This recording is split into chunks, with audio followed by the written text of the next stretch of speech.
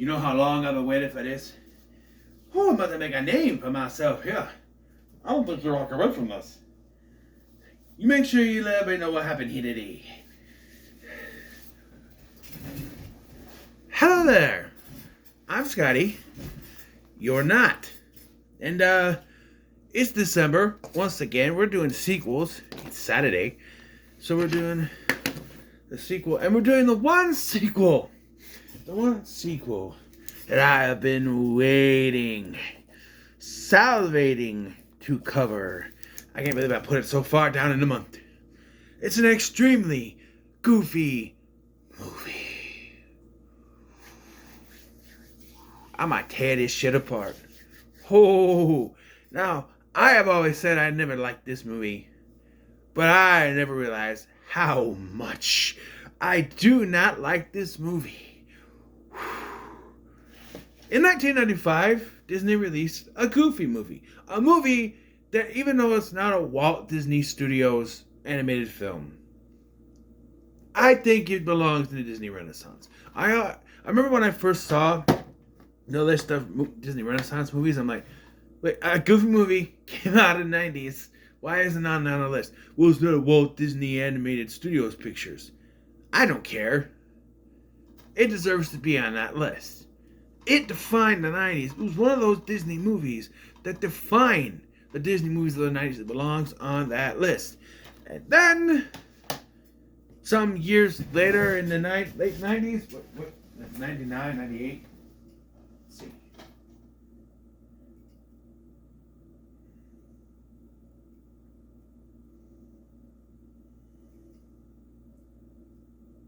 I don't see a date. Well, there's already an issue because the back of the case says the runtime is 76 minutes, but the DVD says 79 minutes. So they're off by 2-3 minutes. So the big question, if I love a Goofy movie so much, why don't I like this one? Well, you see, they took everything that made a Goofy movie special, threw that in the trash, and gave us stock, stereotypical sequel. It's not a musical. They ignore pretty much every plot point from the first film. In fact, they recycle the father-son shit from the first one, forcingly so. They bring back Bobby. You know, it's still Pauly Shore, but he's not the standout character like he was in the last one. And I'm still wondering what happened to Pete's family as they have a barbecue cookout and Pete and PJ are still the only ones there. This is just... The story here is that Max is now going to college. He's going away to college and he's going to do his own thing. Great. Oh, but we can't have him and Goofy be separated. No.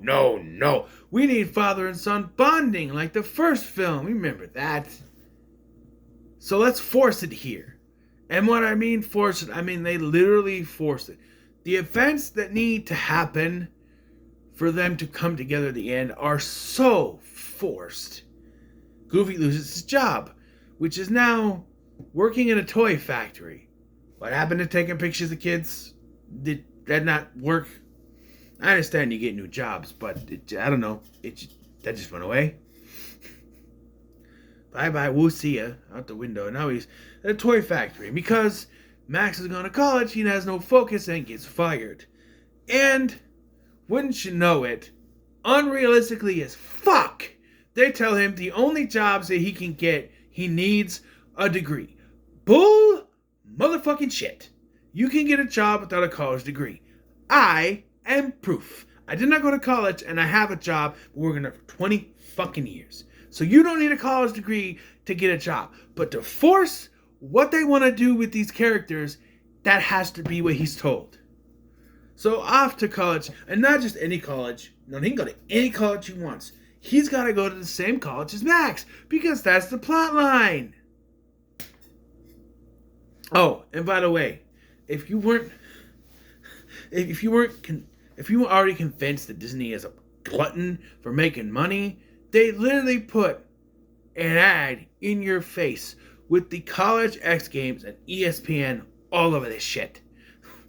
They do that. Yeah, the college X Games, and Max, PJ, and Bobby are going to be one team going against the Gammas. The Gammas, which is led by Bradley Uppercrust the Third. He's not even British, and you had Jeff Bennett, and you couldn't have him do his snobby British voice. No, it's just... Hello! I'm Jeff Bennett doing a voice, even though it's just my normal voice I do for every character. That's really all it is. And Jeff Bennett does like 3 voices in this. He's Bradley Uppercross the Third. He's the announcer guy, and I think he's one other minor character. Brad Garrett is a standout as Tank. Yeah, baby. He's pretty fun. But, still. What else can I say? And yes, and not only is Goofy going to the same college, he's in the same fucking classes. That's not how college works. College, you go for what is called majors. Goofy would not be majoring in the same class as Max. He's going for a business degree. Max is going for something else. Not a business degree. Pretty fucking sure that's not it. Right? Oh, and if you're wondering, hey, you haven't said anything about Roxanne. You remember the whole meaning of the first movie, right? Of him trying to impress the girl and he gets to go at the end. Nah, forget about that. Like I said, throw her out the window. She's not important. Nope. Don't need her. You think there's this beatnik chick that he's going to hook up with, but she disappears halfway through the film so we can plug the X Games? I don't know. And why is there a beatnik thing in the 90s? Was that a thing in the 90s? I know Boy Meets World did a thing, but I still don't know if that was even a thing. No. And they want to join the Gammas, but the Gammas are, oh, we only can have one person, and they want to choose Max. But Max says no. So, because Max says no, and nobody says no to the Gammas, they bring in Goofy despite him. Goofy also has a romance with the librarian, which is actually pretty good, having a romance. Although, do I want to point out that he's a student? Disney? Ew. I know they're both consenting adults. Student. Technically, all college students should be consenting adults or over 18, but still student. I'm just throwing it out there. But they have a pretty decent romance connected to the 70s. Although with Goofy, it should be the 40s because that's when he was big, in 40s and 50s, but 70s, sure. Disco thing, he's got an afro when he first shows up. I do remember the trailer and laughing my ass off at it when Goofy walks in and Max goes, ah! It is funny. Watching it now, though, it's like, okay, that was funny when I was a kid. Now it's just like, we're forcing this. And like I said, we're forcing it. Because Max doesn't like that Goofy is on the Gammas. And for some reason, we have to have Goofy win their little course against Max. It's supposed to be Max's personal, course thing. I don't know what it's called anymore. But yeah. But Goofy then gets his priorities straight. With his girlfriend and everything, he decides to button down on doing school stuff and learn that to get his degree. And then he quits the Gammas, which they get all pissed about, and even just get a third person and decide they're just going to cheat. And they reveal this literally 5 seconds after Goofy walks out of the room. Could it be any more forced? I mean, come on. And if that's not enough, we get the competition. It's down to those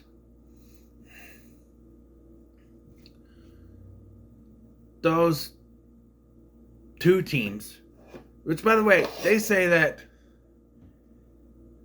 Max's team is in last place and the Gammas are in first place. But of course they get up there, but they're still referred to as Team 99. They wouldn't be Team 99 if they're in the final two. They'd be team number 2. Stop texting me, I'm busy. They ain't got no snow in Florida.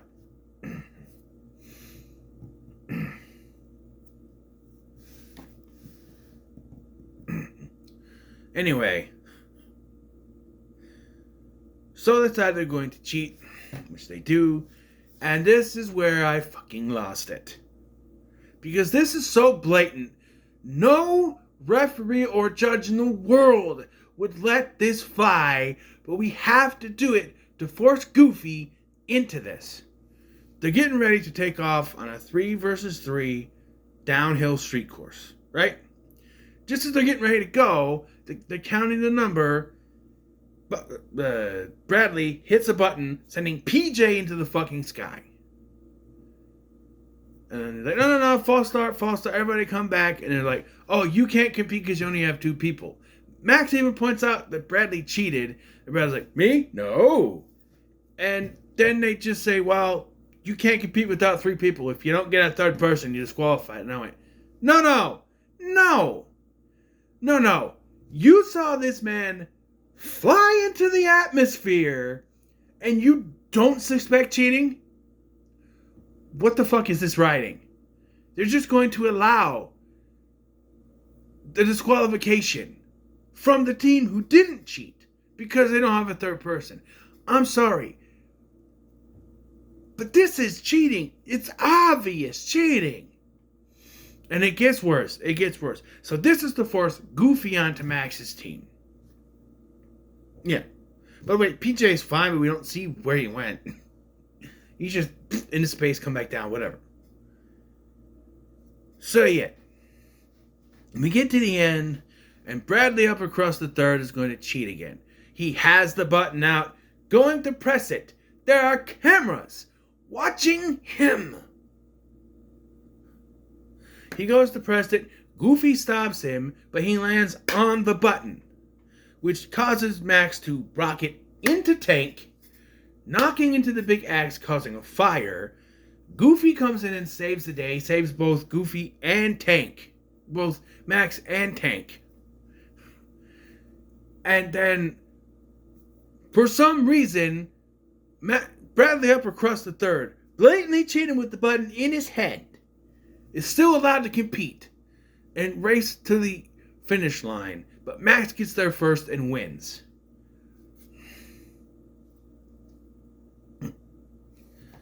I'll tell you this, Bradley gets his comeuppance because Tank beats the shit out of him.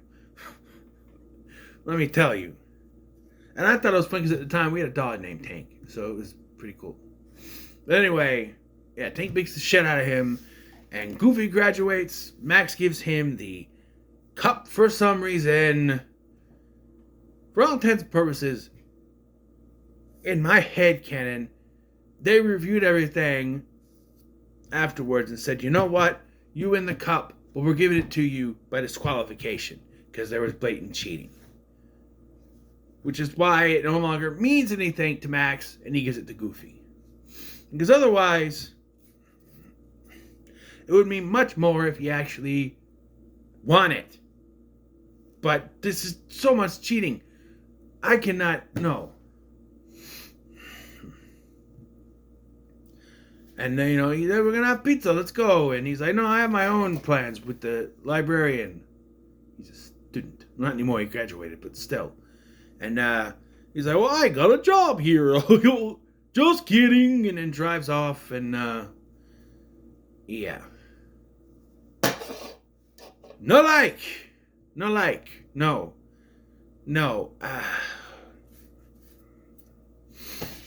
I know it's petty to say, well, you can't hate something because they didn't continue a story.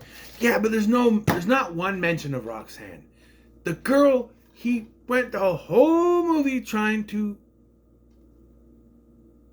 impress and get you. I don't know, you're saying, well, high school romances don't always work out. I get it.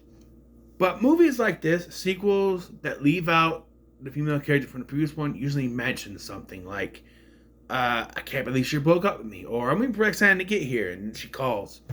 She broke up with me. Or she turns out to be a fembot and tries to kill him.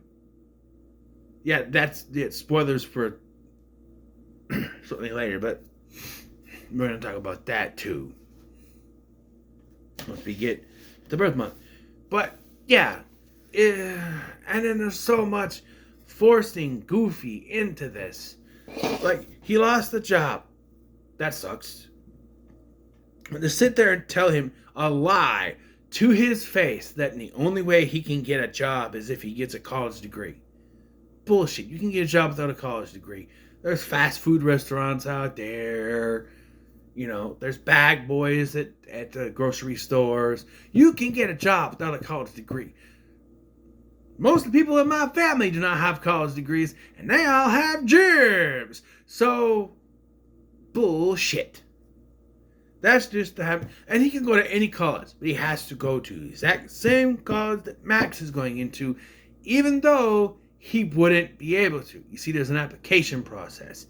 That would be done and over with now that the school year is in session. No more applications. Yet, he's allowed to do that.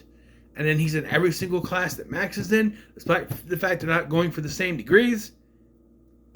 No, that doesn't work. You're forcing this. Then you force him into the X Games bullshit. And then you force him onto Max's team. Come on. It's so forced. Do me a favor. Watch this one. Don't watch that one. This one is better. This movie better. Much better. This is the classic. That is a toilet pooper. This movie can fry in hell. That's right. I finally rated a Disney movie fry in hell. Because I'm sorry. You know what? No, I take that back. I'll give it a not worth your time. Let me tell you why. Because this could be something, I want to throw something on in the background while I'm doing dishes or something, just have on the back. Throw it in. I probably would throw this in first, but put it in, why not? I would say if I could put it on the background while I'm doing something, it can't be a fry in hell. This movie pisses me off enough. I'm so close. I'll give it a not worth your time in hell. Maybe a combination of the two. I don't know. You see, I've gone hoarse from this. Ugh. Because I'm so pissed. I already scratched it off at the start of this. We have another sequel now that I hear is also not good. It has problems. Wreck-It Ralph is back and Ralph breaks the internet. Because we can't do movies with 2 in the name anymore. Yeah, that's the next one. I'm hoping I can get it done tonight, but I don't know. It's 112 minutes. And that's almost 5. Superman and Lois is on at 7. This is not 2 hours. This is... I don't know if I'd have... Oh, shit. An hour and a half is 90 minutes. Right, so then it's 22 minutes more. So it's an hour and 22 minutes. It's almost an hour and a half. No, it's almost an hour. 90 minutes. It's not an hour, 20 minutes. It's an hour and 42 minutes. 52 minutes. Right? 90 minutes. It's an hour and a half.